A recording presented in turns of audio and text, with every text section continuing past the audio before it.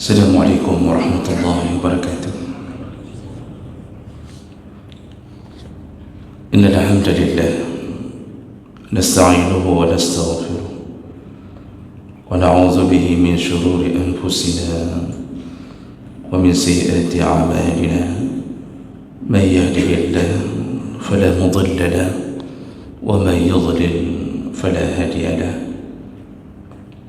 أشهد أن لا إله إلا الله وحده لا شريك له وأشهد أن محمدا عبده ورسوله الكريم.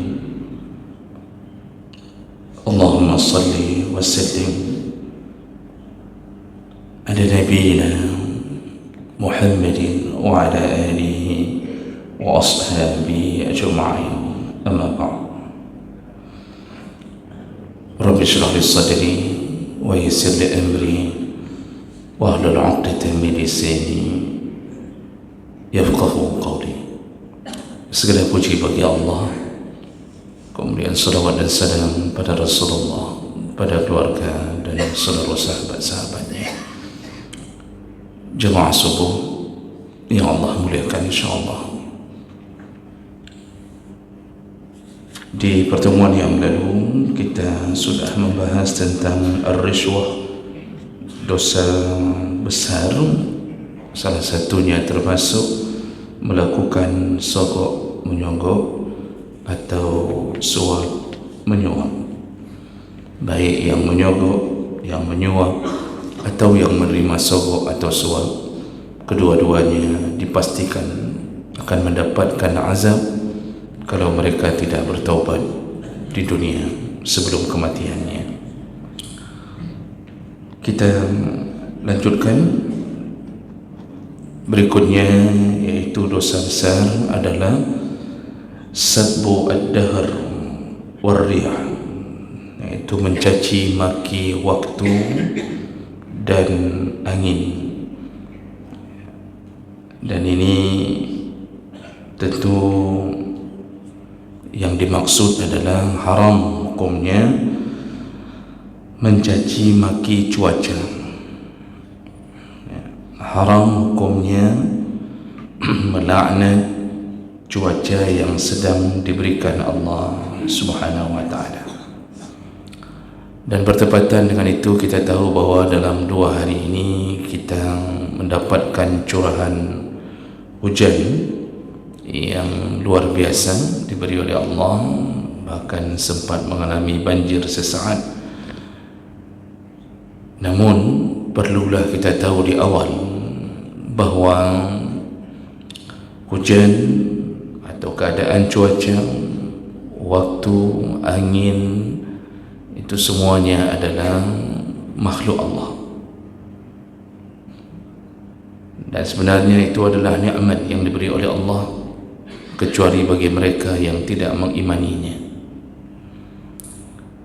Allah Subhanahu wa ta'ala menyebutkan dalam surah Al-Waqi'ah 68-69, Afara'aitumul ma'a alladhi tashrabun, apakah engkau tidak melihat air yang engkau minum? Aantum anzaltumuhu minal muzni am nahnul munzilun, apakah kami yang menurunkannya dari awan atau kalian yang menurunkannya? Jadi Allah ingin mengatakan, tidakkah engkau melihat nikmatku yang engkau minum? Kemudian nanti ayat-ayat terus bergulir, apa yang tumbuh dengan air tersebut, lalu engkau bisa merasakan kehidupan. Allah bertanya, engkau yang menurunkan atau kami yang menurunkan? Dan tentu kita sudah tahu jawabannya, pasti jawabnya engkau ya Allah. Karena kita tidak mungkin menurunkan air, kita tidak bisa membangkitkan air dari dalam tanah kecuali yang sudah tersedia. Dan semua itu adalah bahagian daripada nikmat anugerah Allah Subhanahu wa ta'ala. Dalam ayat yang lain, An-Naba ayat 14, Allah mengatakan, wa anzalna minal mu'sirati ma'an sajjaja, kami turunkan dari hujan yang berlapis yaitu hujan dengan jumlah curahan yang banyak.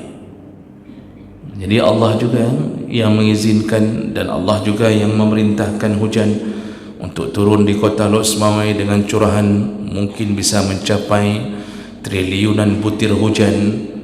Itu juga perintah Allah Subhanahu wa taala. Kemudian dalam surat Nur ayat 43 Allah mengatakan fataral wadqa yakhruju min khilalihi, maka kelihatanlah engkau akan melihat bahawa hujan keluar dari celah-celahnya, yaitu celah-celah awan, hujan keluar. Nanti dalam ayat yang lain Allah katakan wa anzalna minas samai ma'am mubaraka, kami turunkan dari langit hujan yang disertai dengan keberkahan. Maka jemaah melakukan Allah, ini adalah salah satu nikmat. Dan tentu Allah punya maksud, punya tujuan. Ilmu Allah telah Allah catatkan di dalam Lauhul Mahfuz 50,000 sanah qabla an yukhlaqas samawati wal ard. 50,000 tahun sebelum dicipta langit dan bumi, maka telah tercatat bahawa di tanggal 25 Desember 2023 hujan yang akan turun di kota Los Mawai sekian butir itu telah tercatat 50,000 tahun sebelum dicipta langit dan bumi. Kapan kita banjir, kapan kita akan menghadapi ini dan itu semua telah tercatat. Dan Allah Subhanahu wa taala menjadikan hujan sebagai salah satu daripada perwakilan turunnya rahmat. Walaupun kadang-kadang ketika orang-orang mulai bermaksiat kepada Allah, maka Allah juga bisa menjadikan hujan sebagai salah satu pasukannya untuk menghancurkan orang-orang yang mengingkari nikmat, tidak mensyukuri nikmat, kufur terhadap nikmat Allah. Allah juga bisa buat itu. Dan kita sudah baca sejarah dalam Al-Quran bagaimana kaum Samud, kaum 'Ad, salah satu yang diturunkan Allah adalah hujan 7 hari 7 malam disertai dengan angin. 7 hari 8 malam kata Allah, hancur lebur, tidak tersisa juga karena izin Allah. Maka jemaah melakukan Allah Subhanahu wa taala, ini tanda-tanda kekuasaannya yang bisa menyebabkan kita melanjutkan putaran kehidupan kita. Maka oleh karena itu, salah satu daripada bahagian yang terlarang dan bisa menyebabkan dosa adalah ketika kita sadar atau tidak sadar, sengaja atau tidak sengaja, kita mulai mencaci semua ciptaan Allah dalam bentuk cuaca ini. Kita caci angin, kita mencaci petir, kita mencaci waktu atau cuaca yang sedang diturunkan. Jadi kita mulai membenci bulan 12, bulan Januari, kita benci kerana ini musimnya musim penghujan. Maka jemaah melakukan Allah, berhati-hatilah mengucapkan kalimah yang mungkin kita tidak sadar betapa bahayanya kalimah-kalimah yang kita keluarkan dari lisan kita. Allah menyebutkan secara umum ma yalfidhu min qawlin illa ladaihi raqibun atid. Setiap lafaz yang keluar dari mulutmu atau dari lisan kita pasti tercatat oleh raqib dan atid, pasti. Dalam hadis riwayat Ahmad dan Bukhari, Rasulullah sallallahu alaihi wasallam menyebutkan innal 'abda la yatakallam bil kalimah min ridwanillah la yalqa laha balan. Sesungguhnya seorang hamba ketika berbicara atau mengeluarkan kalimah, yang kalimah itu adalah sesuatu yang mengundang ridha Allah, walaupun orang itu tidak sempat memikirkan tentang ridha itu, dia tidak sempat mikir pahalanya, tapi dia bicara terus tentang kebaikan, memuji-muji Allah, ya. Bahkan mungkin ada kalimat yang sudah terbiasa di mulut, seperti subhanallah, astaghfirullah, alhamdulillah. Di setiap waktu apapun terjadi padanya, dia terucap kalimah-kalimah yang baik. Dia tidak sempat mikir betapa besar pahala itu, apa pahalanya, tidak sempat mikir. Tapi semua kalimah yang baik itu adalah kalimah yang mengundang ridha Allah. Maka apa yang Nabi katakan, yarfa'ullahu biha darajat. Walaupun itu tergelincir di mulutnya, seperti kita tersepak batu, lalu kita terucap astaghfirullah, itu tidak sempat mikir apa yang akan terjadi atau berapa pahala yang kita dapat dengan istighfar ini, tidak sempat. Tapi Nabi mengatakan yarfa'ullahu biha darajat, Allah angkat berderajat-derajat orang-orang yang kalimah terucap di dalam lisannya. Dan ini banyak sekali hadis yang tidak mungkin kita bacakan tentang kemuliaan kalimah-kalimah yang baik. Kemudian Rasulullah mengatakan sebaliknya, wa innal 'abda la yatakallam bil kalimah min sukhtillah la yalqa laha balan yahwi biha fi jahannam. Sebaliknya ada seorang hamba yang mengucapkan satu kata, al-kalimah dalam bahasa Arab itu satu kata ya, kalau dalam bahasa Indonesia kita ucap kalimat itu berarti susunan beberapa kata, tapi dalam bahasa Arab kalimatun itu artinya satu kata. Ada seseorang yang mengucapkan satu kata, yang kata itu mengundang kemurkaan Allah, dan ketika dia mengucapkan itu, dia pun tidak sempat memikirkan betapa besar dosanya, betapa bahayanya, tidak sempat mikir. Yang penting caci maki saja, dia tidak sempat mikir itu. Walaupun dia tidak memikir atau tidak sempat mikir, tapi Nabi mengatakan yahwi biha fi jahannam, gara-gara satu kalimah itu dia bisa dicampakkan ke dalam neraka jahannam. Ini bahayanya kalimah yang mengundang kemurkaan Allah. Maka salah satu yang mengundang kemurkaan Allah melalui kalimah kita apa? Mencaci maki, angin, hujan, atau berbagai macam suasana atau cuaca yang sedang kita hadapi.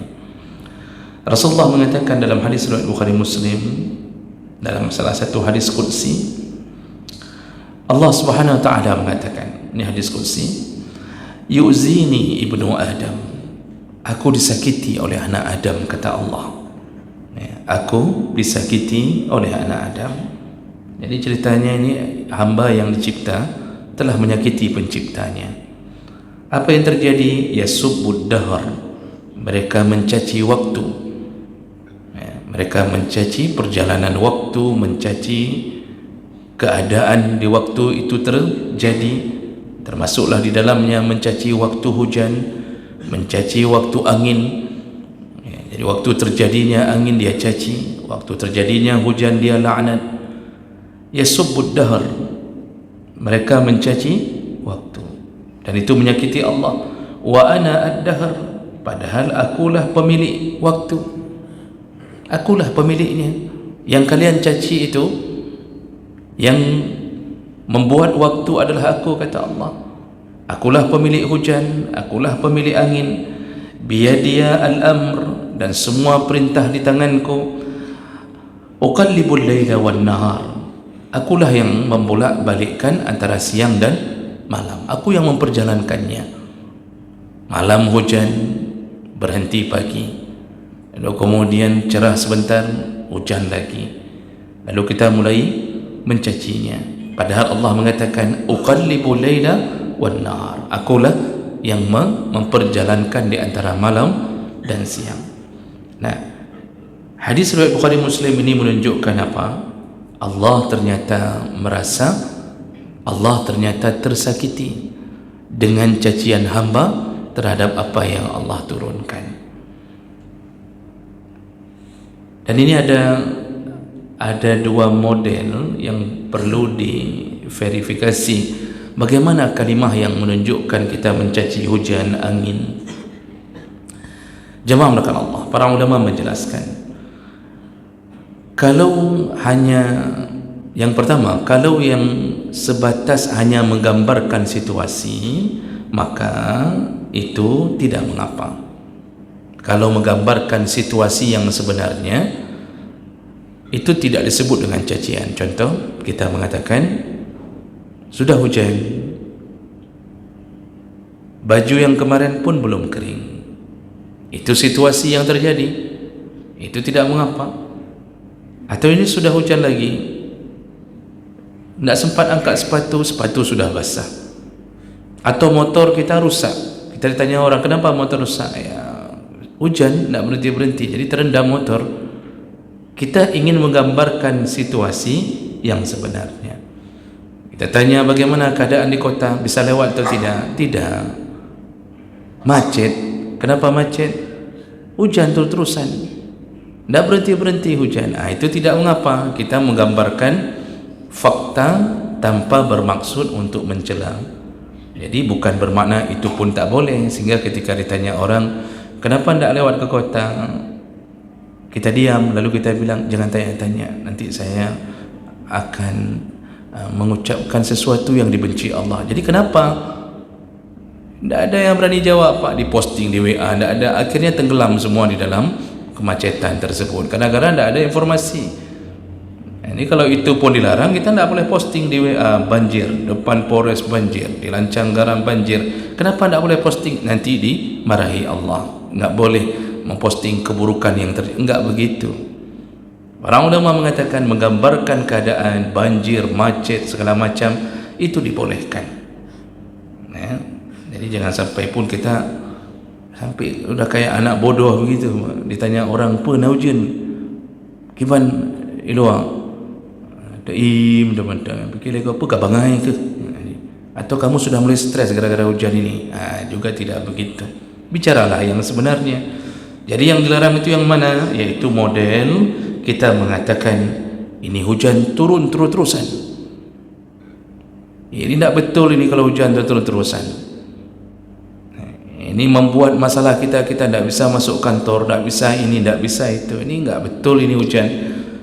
Itu sudah mulai itu masuk ke dalam urusan melaknat. Ada yang mengatakan bahawa menampakkan kekesalannya, nyuci gara-gara hujan. Ini gara-gara hujan, macet luar biasa. Kenapa? Gara-gara hujan. Kalau tidak hujan mana mungkin kayak gini? Ini sudah termasuk dalam cacian, sudah termasuk dalam laknat. Atau kita bangun pagi, lalu kemudian kita melihat curahan hujan luar biasa, kita mengatakan, bengah-bengah kau hujan, pagi-pagi sudah hujan, hanai dang-dang, kata kita. Itu sudah mulai kita menampakkan kekesalan hati karena hujan. Begitu juga dengan angin atau yang sejenisnya, karena Rasulullah juga mengatakan dalam hadis Bukhari, wala tasubbu ar-riyah, jangan engkau mencaci maki angin. Ini dilarang jemaah melakukan Allah. Nah, ada dua faktor yang menyebabkan Allah benci kepada orang-orang yang mencaci maki keadaan atau cuaca. Yang pertama, itu semua ciptaan Allah.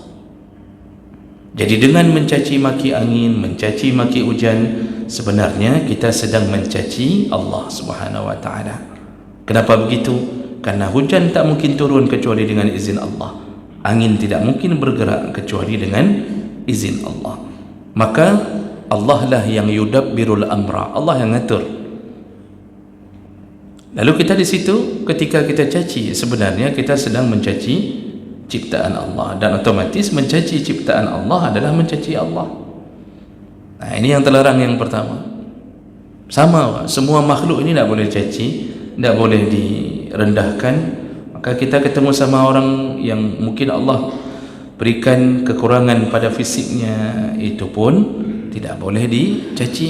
Maka tidak boleh bicara tentang aib seseorang yang warna kulitnya mungkin tidak seindah warna kulit kita, mungkin orang yang punya cacat, wajahnya mungkin tidak setampan seperti tampannya anak kita. Itu semua adalah mencaci maki pemberian Allah. Maka mencaci Allah, itu alasan yang pertama.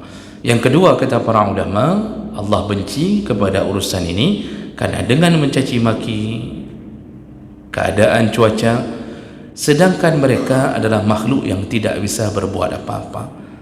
Hujan tu tidak bisa buat apa-apa, angin tu tidak bisa buat apa-apa. Semua mereka hanya menuruti perintah. Maka kita kenapa mencaci sesuatu yang dia pun tak berkuasa untuk merubahnya? Itu kan cuma perintah. Waktu Nabi Nuh mau ditenggelamkan umatnya oleh Allah, Allah yang mengatakan kepada langit, turunkan hujan. Lalu Allah bilang kepada bumi, naikkan air dari dalam bumi. Jadi dari atas turun, dari bawah naik. Lalu kemudian sampai selesai urusan, wa qudiyal amru, selesai urusan baru Allah suruh berhentilah, wastawat alal judi, nanti ujung ayat itu. Kemudian barulah mereka terparkir di gunung Judi. Siapa yang buat keadaan seperti itu, tidak berhenti hujan? Allah. Jadi hujan itu hanya mendengar perintah satu, yaitu Allah Subhanahu wa taala. Mereka tidak bisa buat apa-apa. Ribuan cacian kita lontarkan kepada hujan tidak bisa berhenti kalau belum waktunya Allah hentikan. Lalu kenapa Allah tidak hentikan hujan? Kenapa Allah buat banjir? Kenapa Allah buat ini? Introspeksilah diri. Karena salah satu penyebab kemurkaan Allah, maksiat yang merajalela, tidak ada yang melakukan amar ma'ruf nahi mungkar. Mungkin secara spesifik, hujan ini turun, ini kalau kita mau introspeksi, itu mungkin karena banyaknya peminum kopi yang duduk di kedai kopi waktu solat maghrib, lalu tidak mau keluar dari kedai kopi. Tirai diturunkan, orangnya masih di dalam. Cik awaknya andum yang pegar ujun banjir. Yang harus kita bunuh bukan hujannya, mereka yang harus kita bunuh. Sayangnya pemimpin tidak memikir itu. Yang dipikir apa? Gorong-gorong, bersihin parit, meribai ke je pegelih parit, manyo maksiat belum dihentikan, tetap Allah akan berikan sesuatu. Jadi semua peminum kopi yang waktu salat maghrib nak keluar, masukkan ke gorong-gorong, aman insyaAllah, ada hujan lagi. Yang baru solusi. Ini pikir buat ini berkali-kali aspal, pakai model apapun kualitas terbaik. Kalau seandainya maksiat dibiarkan begitu saja oleh orang-orang yang berkuasa, yang menahan maksiat dengan tangannya mampu, tapi dia diam saja, maka ribuan usaha manusia Allah gagalkan. Dan itu sudah janji Allah, law anna ahlal qura amanu wattaqaw, seandainya semua penduduk kampung beriman, bertakwa, takut kepada Allah, lamasubatum min indillah khair, yang kuberikan hanya yang baik-baik. Kaum Sabak selama di bawah pimpinan Ratu Balqis tidak pernah dapat sesuatu musibah, tidak pernah. Begitu Balqis meninggal, lalu kemudian mereka kembali syirik, kembali durhaka kepada Allah, mereka murtad beramai-ramai, langsung kebunnya dihabisi Allah, padahal dulu suburnya luar biasa. Maksiat. Maka ketika hujan banjir yang kita fikirkanlah kenapa ini terjadi. Lalu ada orang mengatakan, tapi Ustaz, banjirnya di rumah saya, banjirnya di jalanan saya, padahal saya tidak pernah maksiat, saya ahli jamaah. Apa kesalahan kita? Kita diam di saat melakukan, di saat melihat orang maksiat. Makanya Allah banjirkan itu. Kadang-kadang kantor-kantor yang seharusnya melakukan amar ma'ruf ke banjir di Allah, supaya mengirimkan pesan, kenapa engkau diam ketika orang di kedai kopi tak salat? Saya di mana-mana mengatakan, jemaah melakukan Allah, satu tanda tangan wali kota, satu tanda tangan Danrem, satu tanda tangan Kapolres sudah cukup untuk menyelesaikan masalah. 1.500 ustaz dikirimkan untuk berkawar-kawar di atas mimbar, nak akan pernah berhenti maksiat. Kenapa? Tanda tangannya tidak berlaku. Maka yang harus kita sadarkan para pemimpin ini, sayangnya tidak ada ustaz yang mau jadi pemimpin. Maka pilihlah saya di wali kota berikutnya. Jadi jemaah melakukan Allah Subhanahu wa taala, kekuatan menahan maksiat membuat Allah menahan semua musibah yang akan turun melalui hujan, angin dan seterusnya. Ini penyakitnya. Ya. Ini penyakitnya. Jadi jemaah melakukan Allah, kalau mau keadaan ini berhenti, tidak ada lain, kembalilah kepada Allah Subhanahu wa taala. Tidak ada cerita lain. Ya. Makanya dunia ini tidak diperuntukkan untuk membangun infrastruktur terlalu indah. Bagus sekalipun buat infrastruktur, Pak. Kalau seandainya maksiat berlaku, 5 menit cukup bagi Allah menghancurkan segala-gala. Tapi orang yang hidup di zaman Nabi bertemankan batu, pasir, dan hanya berkenderaan unta, kuda, bighal, himar, keledai, tidak ada fasilitas apapun. Minum air pun harus dibungkus dengan kulit unta untuk diikat. Tidak ada botol. Hari ini macam botol model keluar, Pak. Tapi maksiat merajalela, hancur-hancuran hidup. Dulu tidak ada. Tidak ada. Jadi ini yang perlu difikirkan. Mudah-mudahan ya, kalau Bapak punya akses ke wali kota yang baru, kabarkanlah ini. Siapa yang punya akses, kabarkanlah bahawa tadi pagi ada ustaz nyindir-nyindir wali kota, dan ajaklah wali kota untuk salat Baitur Rahman atau masjid-masjid yang lain agar cepat tertangani permasalahan seperti ini. Itu hanya untuk dia hampir nyolong karena ini wali kota baru. Demikian yang perlu kita kabarkan, dan mudah-mudahan apa yang Allah berikan kepada kita bukanlah berbentuk musibah, tapi menjadi sebuah rahmah, dan kita haram hukumnya mencaci, tapi perbanyaklah doa.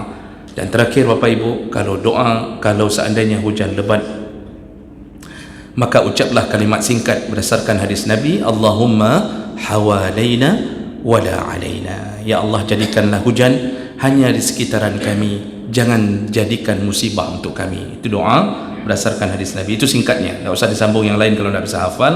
Yang ada nanti bingung malaikat atau apa yang Bapak ucapkan. Ucapkan saja Allahumma hawalaina wala alaina. Itu doa Nabi ucapkan berulang-ulang ketika hujan sudah tidak berhenti-berhenti. Mudah-mudahan berhenti hujan tadi malam itu berkat ribuan doa mengalir ke hadapan Allah Subhanahu wa ta'ala. Subhanakallahumma bihamdik, asyhadu an la ilaha illa anta, astaghfiruka wa atubu ilaik. Wassalamu alaikum warahmatullahi wabarakatuh.